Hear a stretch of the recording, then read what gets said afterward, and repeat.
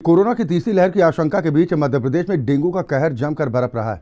राजधानी भोपाल की अगर बात करें तो शहर में डेंगू का संक्रमण बेकाबू होता दिखाई दे रहा है। रोजाना 20 से ज्यादा नए संक्रमित मरीज सामने आ रहे हैं। महीने भर पहले तक रोज 1 या 2 मरीज सामने आते थे। अगर आज की बात की जाए तो राजधानी में डेंगू मरीजों की संख्या 175 के आंकड़े को पार कर चुकी है। ये हालात स्वास्थ्य विभाग और नगर निगम की बड़ी लापरवाही के कारण पैदा हुए हैं। आपको बता दें कि 20 लाख से ज्यादा आबादी वाले भोपाल शहर में सर्वे का जिम्मा 39 टीमों के सिर्फ 78 कर्मचारियों पर था, जिसके बाद अब स्वास्थ्य विभाग और नगर निगम नींद से जागा है और टीमें गठित की गई हैं और उनकी ट्रेनिंग भी कराई जा रही है। सर्वे पर अब फोकस किया जा रहा है, लेकिन सवाल इस बात को लेकर उठ रहे हैं कि वक्त रहते ये तमाम इंतजाम क्यों नहीं किए गए, पहले इस तरह के सर्वे क्यों नहीं कराए गए। राजधानी भोपाल में अब डेंगू का संक्रमण लगातार बेकाबू होता दिखाई दे रहा है।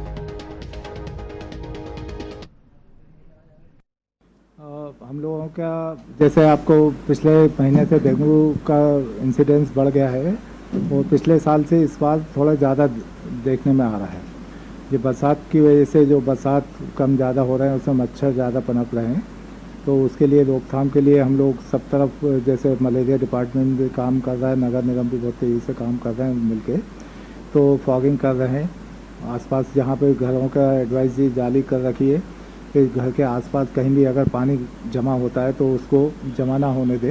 स्वास्थ्य विभाग और नगर निगम की बड़ी लापरवाही के चलते ही राजधानी भोपाल में डेंगू इतना हावी हो गया है।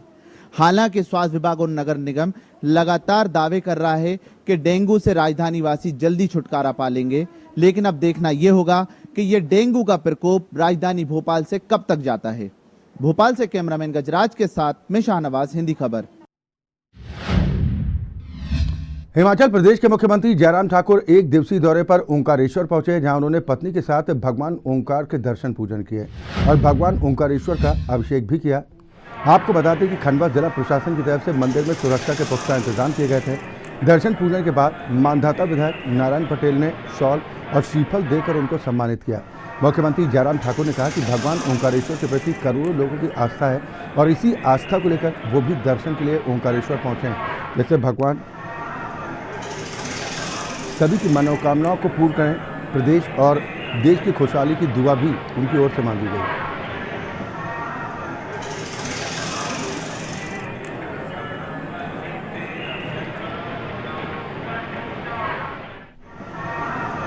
ये खंडवा की तस्वीर आप देख पा रहे हैं, जहां पर भगवान ओंकारेश्वर की दर पर हिमाचल प्रदेश के मुख्यमंत्री जयराम ठाकुर पहुंचे। अपनी पत्नी के साथ उन्होंने ओंकारेश्वर मंदिर में दर्शन पूजन किए हैं।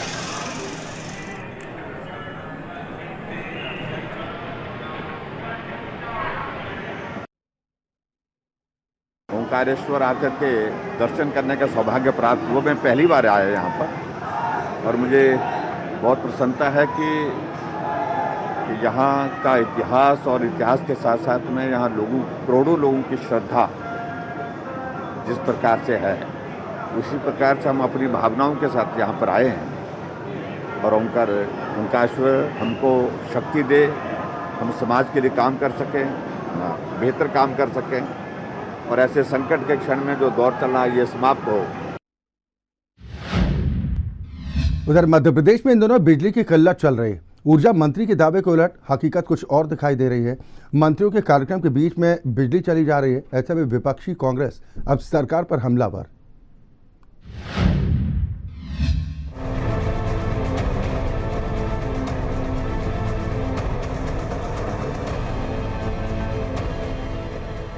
मध्य प्रदेश के ऊर्जा मंत्री के दावे की पोल उन्हीं के जिले ग्वालियर में शुक्रवार को उस समय खुल गई जब बाल भवन में आयोजित सरकार के कार्यक्रम में अचानक बिजली चली गई। आखिरकार मध्य प्रदेश के उद्यानिकी मंत्री भारत सिंह को मानना पड़ा कि इलाके में बिजली व्यवस्था बदहाल है। कि एक बात, ये सच्चाई स्वीकार करने में कहीं कोई हिचकिचाहट नहीं होना चाहिए। वर्षा जितनी होना चाहिए थी उतनी वर्षा हमारे प्रदेश के अंदर नहीं हुई है। कई डैम, कई बांध खाली है जिनसे बिजली का उत्पादन होता है। तो जो बिजली का उत्पादन पिछली निरंतरता के साथ हो रहा था उसमें थोड़ी बाधा इसलिए उत्पन्न हुई है कि कम वर्षा के कारण वो डैम, वो जलाशय पूरी तरह से भरे नहीं है। ग्रामीण इलाकों में बदहाल बिजली व्यवस्था से हाहाकार मचा हुआ है। मुख्यमंत्री भी इससे लेकर चिंता जाहिर कर चुके हैं। फिर भी ऊर्जा मंत्री लगातार बेहतर बिजली व्यवस्था के दावे किए जा रहे हैं। खुद भाजपा के भीतर ही यह मुद्दा लगातार उठ रहा है। मुख्य विपक्षी दल कांग्रेस भी बिजली के मुद्दे पर आक्रामक है। हाल ही में पीसीसी कार्यालय में पूर्व केंद्रीय मंत्री और विधायक कांतिलाल भूरिया की प्रेस कॉन्फ्रेंस में 2 बार बत्ती गुल हो गई। बिजली की किल्लत ग्रामीण क्षेत्रों में खासकर रीवा संभाग और बुंदेलखंड में ज्यादा है। कम बारिश और सूखे कोयले की कमी इसका बड़ा कारण तो है ही। मध्य प्रदेश का ऊर्जा विभाग भी कम दोषी नहीं है। वैसे तो ऊर्जा मंत्री कभी नाले तो कभी नालियां साफ करते दिखाई देते हैं, तो कभी ट्रांसफार्मर पर चढ़ते देखे जाते हैं, लेकिन उनकी ढिलाई ही बिजली विभाग की पनपी अनियमितताओं का बड़ा कारण साबित हो रहा है। कुछ दिन पहले ऊर्जा मंत्री प्रद्युम्न सिंह तोमर ने दावा किया था कि मध्य प्रदेश में बिजली संकट कहीं नहीं है, अगर है तो कांग्रेस उन्हें उस गांव या क्षेत्र में लेकर चले।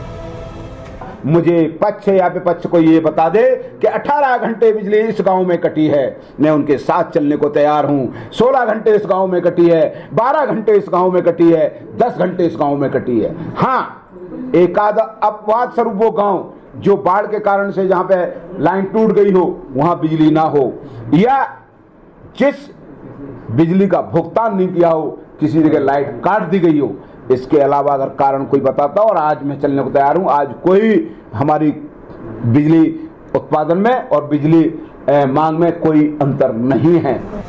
कांग्रेस नेता जेपी धनोपिया ने भी प्रदेश में चल रहे बिजली संकट का जिम्मेदार ऊर्जा मंत्री और मुख्यमंत्री को बताया। देखिए, मध्य प्रदेश जब से भारतीय जनता पार्टी की सरकार सत्ता में आई है तब से बिजली को लेकर उन्होंने एक व्यवसाय के रूप में काम किया है।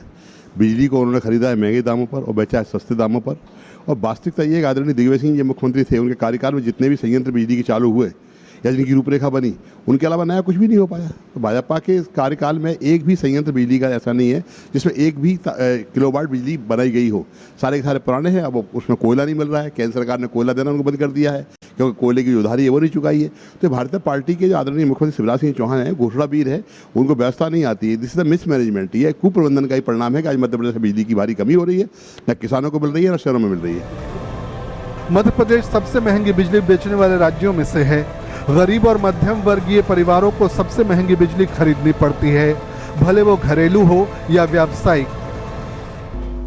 प्रदेश में अघोषित बिजली कटौती को लेकर सियासत अब और भी तेज हो गई है। आप हमारी इस रिपोर्ट में साफ देख सकते हैं कि मध्य प्रदेश में कहीं ना कहीं बिजली सप्लाई का संकट साफ नजर आ रहा है। हालांकि सरकार ने दावा तो किया है कि यह बिजली सप्लाई का संकट जल्द से जल्द दूर होगा, लेकिन अब देखना यह होगा कि सरकार इस संकट को दूर करने के लिए क्या अहम कदम उठाती है। भोपाल से कैमरामैन गजराज के साथ मैं शाहनवाज, हिंदी खबर। और बात करेंगे अगली बड़ी खबर की, और ये बड़ी खबर आपको जबलपुर से बता रहे हैं, जहां पर एक निजी होटल में चल रही पार्टी का वीडियो वायरल हुआ है। दरअसल कोरोना गाइडलाइंस की जमकर इस पार्टी में धज्जियां उड़ाई गई। पार्टी में जमकर विवाद हुआ। शासकीय अधिवक्ता इस संघर्ष में घायल हुए हैं। बताया जा रहा है कि कोरोना गाइडलाइंस की यहां पर जमकर धज्जियां उड़ाई गई हैं। यहां पर लोग मास्क लगाए नहीं दिखाई दिए, खोलकर शराब परोसी जाती रही और अन्य नशीले पदार्थों का सेवन भी किया जाता रहा। बड़े होटलों में चल रही पार्टियों के वीडियो लगातार एक के बाद एक इस तरीके से वायरल हो रहे हैं। यहाँ पर कोविड प्रोटोकॉल की न सिर्फ जमकर धज्जियां उड़ाई जाती हैं, बल्कि जमकर नशे का सेवन भी हो रहा है।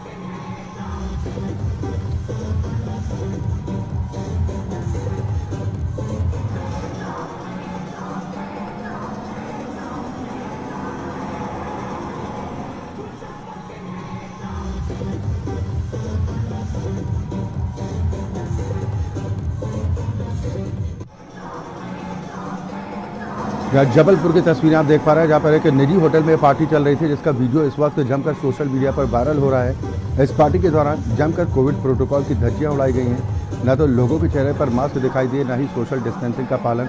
और ये तस्वीरें आप देख पा रहे हैं, पार्टियाँ शुरू हो रही हैं, यानी कि कोरोना की तीसरी लहर को एक बार फिर किस तरह से निजी होटल संचालक दावत देने की कोशिश कर रहे हैं, उसकी तस्वीरें सोशल मीडिया पर वायरल। बताया जा रहा है कि इस पार्टी के दौरान जमकर विवाद भी हुआ था, जिसमें एक अधिवक्ता को चोट आई थी।